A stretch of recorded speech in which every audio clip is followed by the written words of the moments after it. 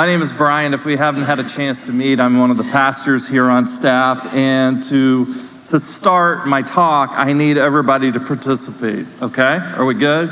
Here's what I need you to do. I need you to take off one of your shoes, and I need you to hand it to the person next to you. Let's go ahead and do that, okay? So you're going to take off one of your shoes. And come on. You got to do it. You have to. No, don't take your shoes off. What are you doing? You're going to stink everybody out. A few years ago, someone started an Instagram account called Preachers and Sneakers, where what they would do is they would find, these celebrity social media pastors and take pictures of the sneakers that they're wearing and then go and search online for how much they cost. And this Instagram account blew up. For instance, here's one pastor you might have seen who is wearing $1,200 Jordans. Here's another one wearing $1,000 retro Jordans. This account went viral in a matter of weeks. It landed on the New York Times. In fact, here's one. Over time, what they did is they started to run out of sneakers, so they started looking up accessories. And here is one preacher who's wearing a $2,000 pink sweater. And first off, what kind of loser pastor speaks wearing pink? Right? Lisa made me wear this. Sorry about that. And second, $2,000 for a sweater? Come on, man, right? Here's a preacher wearing a $3,000 sheep wool jean jacket, which isn't as bad as, I love this, a $2,000 Louis Vuitton lunch bag. I'm too scared to show you what I bring my lunch in, right? And that would be crazy if it weren't for this pastor wearing an $8,200 jacket. $8,200. When this account first went viral, someone on our teaching team looked at me and said, "You, my friend, do not have to worry about being featured on this account." Unless someone starts an account for preachers that buy all their clothes on the discount rack at Kohl's, you're good, right? And in fact, let's just take a poll right now. Raise your hand if you don't think I have style. Just come on, be honest. Raise your hand, look around, raise your hand. Really? Seriously? Keep your hand raised because the people online, we want to welcome you. And I just want to say that all the hands that are up, these are the ugly people at church. Okay, so, last week was Palm Sunday, and as Jesus entered Jerusalem on a donkey, the crowd just knew that he was going to challenge the Romans, kick them out, and he was going to get rid of the crooked religious leaders of the day. Matthew 26 tells us the chief priests and the elders of the people. You see this phrase come up over and over again in the story about Jesus' death. The chief priests and the elders of the people got together and they plotted, how are we going to get rid of this guy Jesus? Why did they want to do that? The chief priests were the people that did the important stuff at the temple, okay? The elders of the people were the business people that supplied all the stuff to the temple.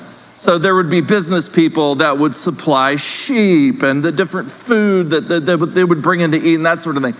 So they were in cahoots together. Now, what did they have to lose? Why were they so concerned about some guy from Galilee coming to Jerusalem? Let me show you.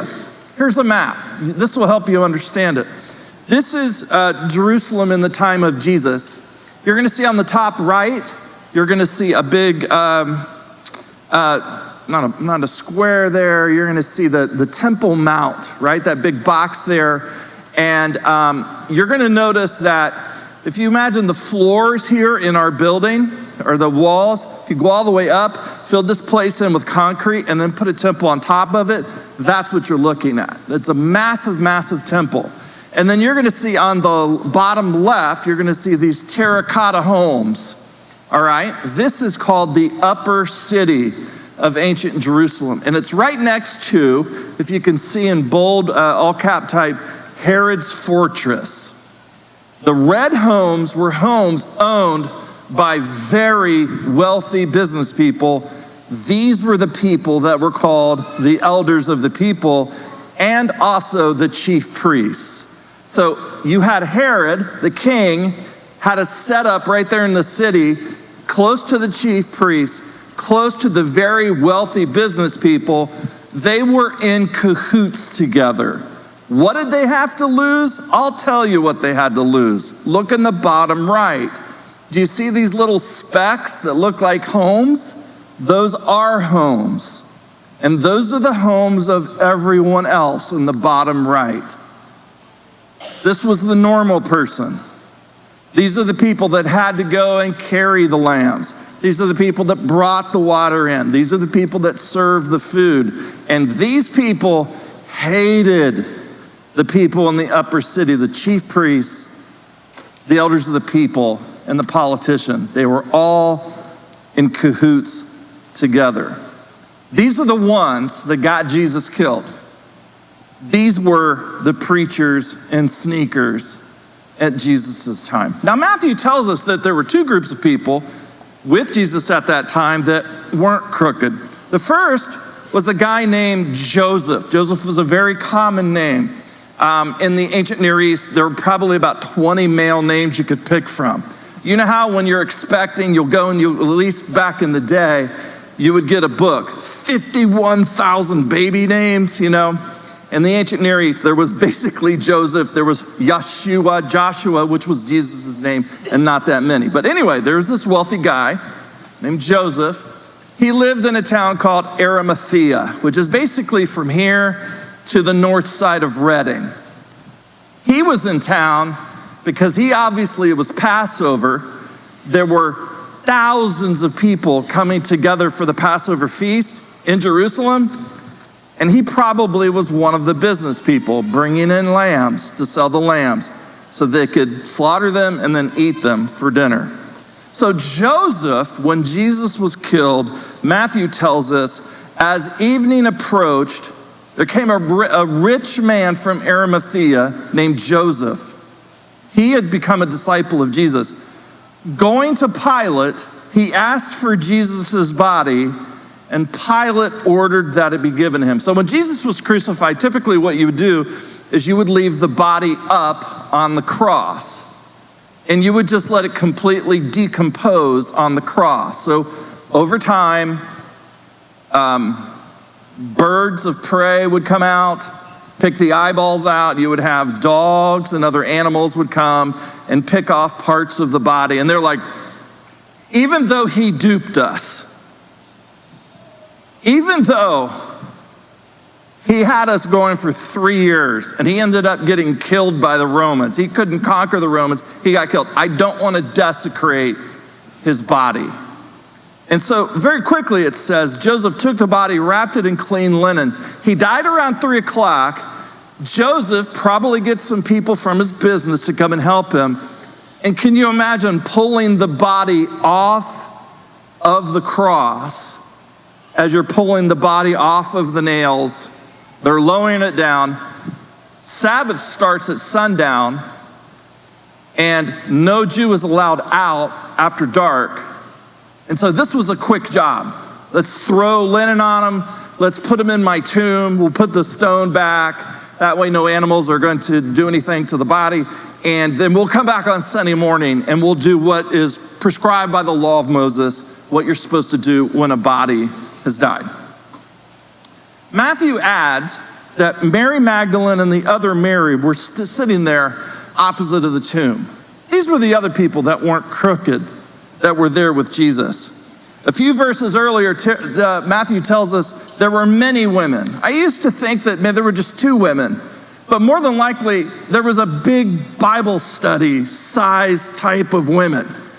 You know when you women get together for like Bible study and their charcuterie boards and whatever else you do when you get together, right? Imagine this very large group of women following Jesus.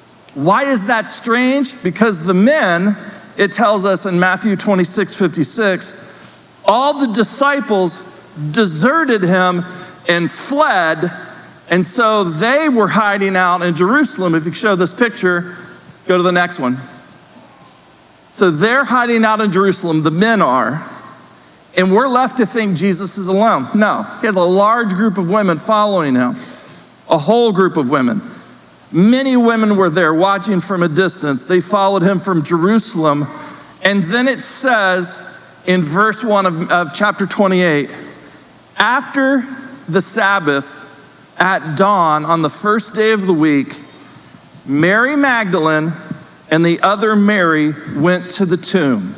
Do me a favor, look right now on down the row where you are. And I want you to find the most sinful person in your row. Can you do that? That'd be helpful. Just kind of point. It's going to be a man. It's going to be a man. Just point to him right now if you can, right? Among the followers of Jesus, the most sinful person that came from a sinful life would have been Mary Magdalene. We're told that she was delivered from demonic possession, that she was called Mary Magdalene because she came from a town in Galilee called Magdala. And Magdala basically was Mary of Magdala. In other words, she didn't have a father, and she more than likely was a prostitute. So otherwise her last name would have been Mary, daughter of, just like Simon, Peter, Simon Bar, Hebrew, son of Jonah, all right? So Mary Magdalene was there, and it says the other Mary was there. So the other Mary, scholars believe, was Jesus' sister. Now, can you imagine growing up with Jesus as a kid? You know, the old joke, why can't you be more like your brother, right? Imagine, you're growing up together. He gets to the age where he goes out on his own, and then he starts going around town. Imagine your brother going around town telling people that he's God, right? You're thinking he's lost it. So in the Gospel of Mark, we're told that Jesus and his whole family, or Jesus' whole family, went to Capernaum, and they tried to take control of him. It was an intervention because they thought he had lost his mind. So Mary was one of these people. Now, why is this important? Because these two women, I believe, represent more than likely everybody that's in this room. That there are people who, because of their past, have a certain weight inside of them. Be it psychological, be it spiritual, but their past is like an anchor that's holding them down. They're not able to get past their past because of something they've done or because of something that was done to them that they didn't deserve. On the other hand, there are people that are a lot like Mary's sister who intellectually have a hard time believing. And that is an anchor. That there is this weight on you because you just can't get over the hump. Like you see other people and other Christians enjoying this and that sort of thing. And what is it about me that I just can't put two and two together to make this work? So these two women are there representing us at the cross. And it says, there was a violent earthquake, for an angel of the Lord came down from heaven and going to the tomb, went and sat on the tomb. His appearance like white as snow. The guards were afraid of him and they fell like dead men. So an explosion happens, the ground shakes. These 4 Roman soldiers are on the ground like they're tased. Have you ever been hit by a taser? I'm assuming, unless you've been to jail. you haven't been tased. I've always thought that would be a funny staff video, right? To have our staff get tased. But I thought, I don't want to get sued, so we're not going to do that. But imagine the Roman soldiers having just been tased. They're on the ground, comatose, lost all bodily function. The women show up, and the angel speaks to the women and says, do not be afraid, for I know that you're looking for Jesus who was crucified. He's not here, he's risen. And he says, come see the place where he lays. And the women toe tap over the bodies of the Roman soldiers and look into the grave. And the angel says, go quickly tell his disciples that he's risen. And there you'll see him. And it says that the women hurried away from the tomb filled with joy. Why were they filled with joy? Because the resurrection was ultimately the proof that this guy just wasn't a nice teacher. Mary Magdalene had followed this guy for 3 years, and he's telling him, I am God in the flesh, you're good, I forgive you. And if he had been killed by the Romans, her belief that she could actually start over would have been unfounded. Your belief that you could actually be forgiven and be cleansed would be completely unfounded. Mary's belief that goes beyond her head. And some of you are probably a lot like I would have been in that category. Probably a fifth of the room are here because, you got drugged to church, right? And you're here for the family and that sort of thing. There's something bigger than your brain. No matter how smart you think you are, honestly, you're not that smart. There are things that you don't know. There are dimensions you haven't been to. And so oftentimes for people who are in that predicament, you're looking for a resurrection experience to touch your heart, to make it real. In just a moment, we're going to watch a story of a friend. Her name is Jill. She had such an experience, and it was so real, and it was so moving that we wanted to make sure that you heard it. Jill, thank you for sitting down today and talking about your story. Take us back to where you were when you hit rock bottom. At this time of year, I often think of where I was during Easter.